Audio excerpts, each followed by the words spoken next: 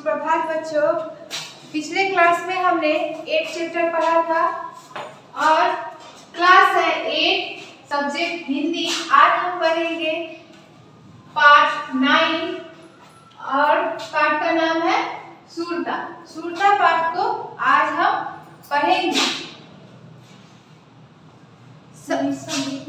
प्रस्तुत पाठ हिंदी के प्रसिद्ध निबंधकार सरदार पूर्ण सिंह द्वारा लिखित है। पाठ में लेखक ने साहसी व वीर पुरुषों में होने वाली अनिवार्य गुणों को तर्क सहित समझाया है। इन्होंने सूरता को परिभाषित करते हुए उनके महत्व का भी सुंदर वर्णन किया है। लेखक किसी भी दिखावे, पाखंड या झूठ को शूर व्यक्ति के अंदर नहीं देखना चाहता। सूरता जो पाठ है उसको सरदार पूर्ण सिंह द्वारा लिखा गया है। लेखक ने इसमें वीर पुरुषों में होने वाले अनिवार्य गुणों को समझाया है। सच्चे वीर पुरुष धीर, गंभीर और आजाद होते हैं। उनके मन की गंभीरता और शांति समुद्र की भांति विशाल और गहरी तथा आकाश की तरह स्थिर और अचल होती है। परंतु जब ये शेर दहाड़ते हैं तब सदियों तक उनकी दहाड़ सुनाई देती रहती है और अन्य सब आवाजें बंद हो जाती है। जो शूरवीर जो होते हैं, जो सच्चे पुरुष जो होते हैं, वो धीर होते हैं, गंभीर होते हैं। उनमें जो है धैर्य, जो है धैर्य, वो क्या रहता है, वो धैर्य का कोई सीमा नहीं होता है। वो और उनके मन में गंभीरता और शांति समुद्र की भांति रहती है और एक उनमें विशाल हृदय भी रहता है।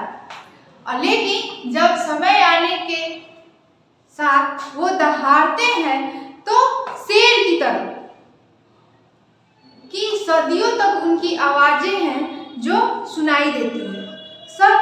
सत्वगुण के सागर में जिनका अंतःकरण निमग्न हो पाया, वे ही महात्मा, साधु या वीर होते हैं। वे लोग अपने क्षुद्र जीवन का परित्याग कर ईश्वरीय जीवन पाते हैं। उनके लिए संसार में कभी अगम्य मार्ग गम्य हो जाते हैं। आकाश उनके ऊपर बादलों का छाता लगाता है। प्रकृति उनके विशाल मस्तक का तिलक करती है। हमारे मन के राजा ये ही साधु पुरुष है। एक बार एक बागी गुलाम कैदी और एक बादशाह के बीच बहस छिड़ गई। वह गुलाम कैदी दिल से आजाद था। बादशाह ने कहा, मैं तुमको अभी जान से मार डालूंगा, तुम क्या कर सकते हो? गुलाम बोला, हाँ, मैं फांसी पर तो चढ़ जाऊंगा, पर तुम्हारा तिरस्कार तब भी कर सकता हूँ। इस गुलाम ने बादशाह के बल की हद दिखला दी। बस इतने ही जोर और इतनी ही सेखी पर ये झूठे राजा मार पीट कर लोगों को डराते हैं। चूंकि लोग शरीर को अपने जीवन का केंद्र समझते हैं, इसलिए जहाँ किसी ने उनके शरीर पर जरा जोर से हाथ लगाया, वही वे डर के मारे अधमरे हो जाते हैं। केवल शरीर रक्षा के निमित्त ये लोग इन राजाओं की ऊपरी मन से पूजा करते हैं। यहाँ पे है कि एक सत्वगुण के सागर में जिनका अंतःकरण निमग्न हो पाया, वे ही महात्मा या साधु बन पाए। वो जो होते हैं, मनुष्य होते हैं, वो क्या करते हैं? अपने क्षुद्र जीवन को, यानी मनुष्य जीवन जो है वो इधर उधर भटकता रहता है, तो उसको क्या करते हैं? परित्याग करके और क्या करते हैं? ईश्वर की, परमात्मा की सेवा में लगाने के लिए अग्रसर हो जाते हैं। और तभी उसी पे ये है कि एक गुलाम कैदी है जो बादशाह के बीच बहस छिड़ गई। गुलाम ने कहा, वह गुलाम कैदी दिल से आजाद था। बादशाह ने उसको डराना धमकाना चाहा, लेकिन वह कहता है कि तुम ज्यादा से ज्यादा क्या कर सकते हो? मार पीट सकते हो, मुझे फांसी पे चढ़ा सकते हो, इसके अलावा तो कुछ भी नहीं कर सकते। दहशत के वजह से ही जो लोग थे वो उस राजा से डरते थे और उसके सामने उसकी प्रशंसा करते थे। इस गुलाम ने बादशाह के बल की हद दिखा दी। और वो जो गुलाम था, कैदी जो था, वो क्या कहता है कि तुम झूठे राजा मार पीट कर लोगों को डराते हो। सच्चे वीर अपने प्रेम के जोर पर लोगों के दिल सदा के लिए जीत लेते हैं। फौज तो बंदूक आदि के बिना ही शहंशाहे जमाना होते हैं। मंसूर ने अपनी मौज में आकर कहा कि मैं खुद हूँ। दुनियावी बादशाह ने कहा यह काफिर है, मगर मंसूर ने अपने कलाम को बंद नहीं किया। लोगों ने पत्थर मार मारकर उसके शरीर की दुर्दशा कर दी, परंतु उस मर्द के मुंह से हर बार यही सब निकलता रहा, अल्लाह मैं ही ब्रह्मा हूँ। मंसूर का सूली पर चढ़ने के लिए महज एक खेल था। सच्चे वीर जो है वो प्रेम के जोर से, मतलब सच्चे जो सूरवीर होते हैं, बादशाह जो होते हैं, राजा जो होते हैं, वो प्रेम के बल से प्रजा के दिल में राज करते हैं। लेकिन जो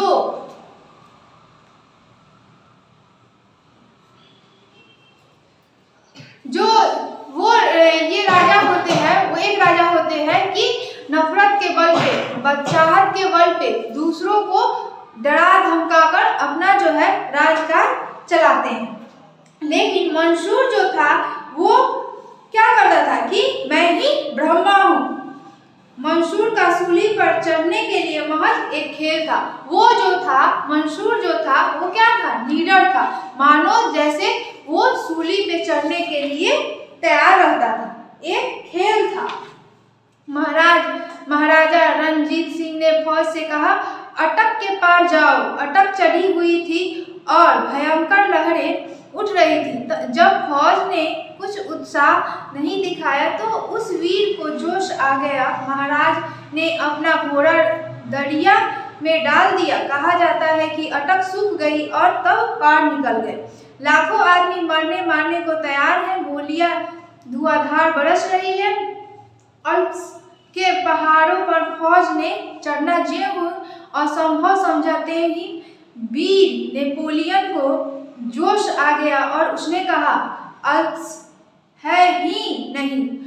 फौज ने मान लिया कि अल्प्स नहीं है और सब लोग पहाड़ पार कर गए। और एक भेड़ चराने वाली शत्रुघ्न ने सनी कन्या के दिल में जोश आते ही फ्रांस एक भरी शिकस्त से बच गई। अब जो है कि जब वो अटक के पार जाओ, अटक पर चढ़ी हुई थी और भयंकर लहरें क्या हो रही थी, उठ रही थी। जब फौज ने कुछ उत्साह नहीं दिखाया तो उस वीर को जोश आ गया। महाराज ने अपना घोड़ा दरिया में डाल दिया। तो जो इसमें कहा गया है कि असंभव, जैसे कि मान लीजिए कि हम उस पानी को हम लोग जब तक उस पानी में हम जाएंगे नहीं तब तक उसको क्या है, उसका गहराई जो है वो नहीं पता चलती। तो उसने जब वो जो सेना बल था वो आगे नहीं बढ़ रहा था, तब उसने नेपोलियन को जोश आ गया और उसने कहा कि अल्सा है ही नहीं। फौज ने ये क्या किया, मान लिया कि ये सही में नहीं है और वो सब लोग जो है वो पहाड़ को पार कर गए और फ्रांस एक भरी शिकस्त से बच गए। वीरता की अभिव्यक्ति कई प्रकार से होती है। कभी उनकी अभिव्यक्ति लड़ने मरने में, खून बहाने में, तलवार तोप के सामने जान गंवाने से होती है, तो कभी जीवन के गुण तत्व और सत्य की तलाश में बुद्ध जैसे राजा विरक्त होकर वीरता का परिचय देते हैं। वीरता एक प्रकार की अंतः प्रेरणा है। जब कभी इसका विकास हुआ तभी एक नया नजारा नजर आया, एक नई रौनक, एक नया रंग, एक नई बहार, एक नई प्रभुता संसार में छाई। वीरता हमेशा निराली और नई होती है। नयापन भी वीरता का एक खास रंग होता है। संसार में वीरता देश काल के अनुसार जब कभी प्रकट हुई तभी एक नया स्वरूप लेकर आई, जिसके दर्शन होते ही सब लोग चकित हो गए। वीरों वीरों का दिल सबका हो जाता है, उसका मन सबका मन हो जाता है, उसके विचार सबके विचार हो जाते हैं, उसके संकल्प सबके संकल्प हो जाते हैं, उसका बल सबका बल हो जाता है, वह सबका और सब उसके हो जाते हैं। इसमें कहा गया है कि जैसे बुद्ध जैसे राजा जो है वो क्या थे, वो अपनी सत्य की खोज में, ईश्वर की खोज में उन्होंने क्या किया, राज को त्याग दिया और सत्य की खोज में जंगल में चल पड़े। और महापुरुष ही जो जिनके अंदर ये सब वीरता होती है, महापुरुष ही अन्य लोगों के, अन्य मनुष्यों के दिल पे राज करते हैं, उन्हीं की जो होती है प्रशंसा होती है, उनका मन सबका मन बन जाता है और उसके संकल्प से सब संकल्प हो जाते हैं।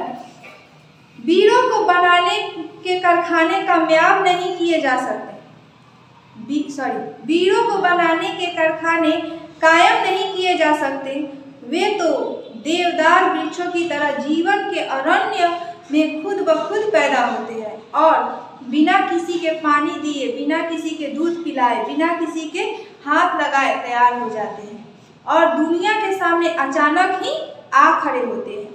हर बार दिखावा और नाम के लिए छाती ठोककर आगे बढ़ना और फिर पीछे हटना पहले दर्जे की बुजदिली है। वीर तो यह समझता है कि मनुष्य का जीवन क्षणिक है, वह सिर्फ एक बार के लिए ही काफी है, मानो बंदूक में केवल एक गोली है जिसका एक बार ही प्रयोग किया जा सकता है। हाँ, कायर इसे बड़ा ही कीमती और कभी न टूटने वाला हथियार समझते हैं। हर घड़ी आगे बढ़कर और यह दिखाकर कि हम आगे बढ़ रहे हैं, वे फिर पीछे इसलिए हट जाते हैं कि उनका अनमोल जीवन किसी और अधिक बड़े काम के लिए बच जाए। गरजने वाले बादल ऐसे ही चले जाते हैं, परंतु बरसने वाले बादल जरा सी देर में मूसलाधार वर्षा कर देते हैं। वीर जो है, वीर को बनाने के लिए कोई कारखाना नहीं है, वो जो है खुद ब खुद बनते हैं। और जो है कि मनुष्य जीवन क्या है, क्षणिक है, वो पल भर का है। अभी हमको जो करना है वह करें, वर्तमान समय में हम जो कर सकते हैं वही कर सकते हैं। भविष्य तो हम लोग जानते नहीं और भूत तो बीत चुका है, जो करना है अभी करना है।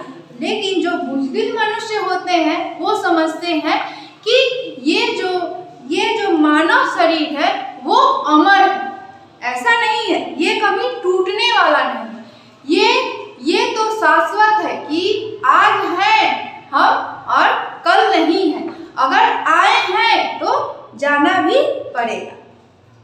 इसलिए क्यों ना हम अच्छे काम करके जाएं कि दूसरे मनुष्यों के लिए हम कुछ छाप छोड़ के जाएं कि वो इसी बहाने हमको याद करें। वीर पुरुष ऐसे ही होते हैं जो क्षणिक जीवन में कुछ ऐसे काम कर जाते हैं जो यादगार हो जाता है, लोगों के बताने योग्य हो जाता है। वीरों का शरीर कुदरत की समस्त ताकतों का भंडार होता है, कुदरत का यह केंद्र हिल नहीं सकता। सूर्य का चक्कर हिल जाए तो हिल जाए, परंतु वीर के दिल में जो दैवी केंद्र है वह अचल है। कुदरत की नीति चाहे विकसित होकर अपने बल को नष्ट करने की ही हो, मगर वीरों की नीति बल को हर तरह से इकट्ठा करने और बढ़ाने की होती है। वह वीर क्या जो टीन के बर्तन की तरह झट से गर्म झट से ठंडा हो जाए, सदियों नीचे आग जलती रहे तो भी शायद ही गर्म हो और हजारों वर्ष बर्फ उस पर जमी रहे तो भी क्या मजाल जो उसकी वाणी ठंडी पड़ जाए, उसे गर्म और सर्द होने से क्या मतलब। सत्य की सदा जीत होती है, यह भी वीरता का एक चिन्ह है। विजय वही होती है जहाँ पवित्रता और प्रेम होता है। दुनिया धर्म और आध्यात्मिक नियमों पर टिकी है, जो अपने आप को उन नियमों के साथ अभिन्न करके रखता है उसी की विजय होती है। जब भी हम वीरों का हाल सुनते हैं तब हमारे अंदर भी वीरता की लहरें उठती है और वीरता का रंग चढ़ने लगता है, परंतु प्रायः वह चिरस्थायी नहीं होती। उसका कारण यही है कि हम सब केवल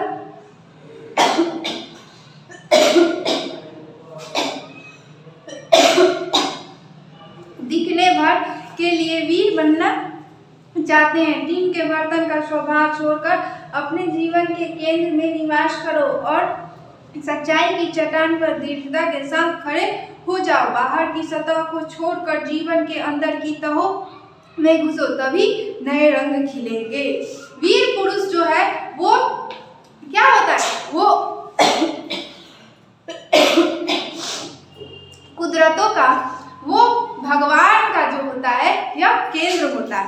सूर्य का चक्कर जो होता है वो भले ही हिल जाए, लेकिन वीर का दैवी केंद्र जो है वो नहीं हिलता है। वीर जो है अपने बात से, अपने कर्म से, अपने कार्य से, अपने मग से, अपने रास्ते से अगर ठान ले किसी काम को तो वे करके दिखाते। ये नहीं कि आज इस काम को कर रहे हैं कल उस काम को कर रहे हैं। वीर पुरुष में धैर्य जो होता है वो उसका कोई सीमा नहीं है। धैर्य, प्रेम, परोपकार, ये सब क्या है, ये वीरता के लक्षण हैं। और जो होता है कि जब ऐसे हमारे अंदर भी वीरता की लहर, जब हम ऐसी कहानियां पढ़ते हैं तो हमारे अंदर भी वीरता की जो लहरें हैं वो उठ जाती है, लेकिन वो जो होता है वो क्षणभंगुर होता है। लेकिन अगर वीर बनना है तो हमें ये सब जो है चट्टान की तरह, चट्टान पर दृढ़ता के साथ खड़े हो जाओ। चट्टान की तरह हमें अपने कार्य में संलग्न रहना पड़ेगा, खड़े रहना पड़ेगा और बाहर की सतह को छोड़कर जीवन के अंदर की तहों में घुसो, तभी नए रंग खिलेंगे, तभी नए फूल खिलेंगे। ये जो है, ये कहानी जो है वो वीर रस की कहानी है। ठीक है, ओके। अब है आपके पाठ्य पुस्तक में कुछ क्वेश्चंस हैं जिसको आपको क्वेश्चन आंसर लिख करके और व्हाट्सएप ग्रुप में सेंड करना है। अगर नहीं आए तो कमेंट करेंगे या लिख कर बोलेंगे कि नहीं आ रहा है, तो हम इधर से लिख करके भेज देंगे।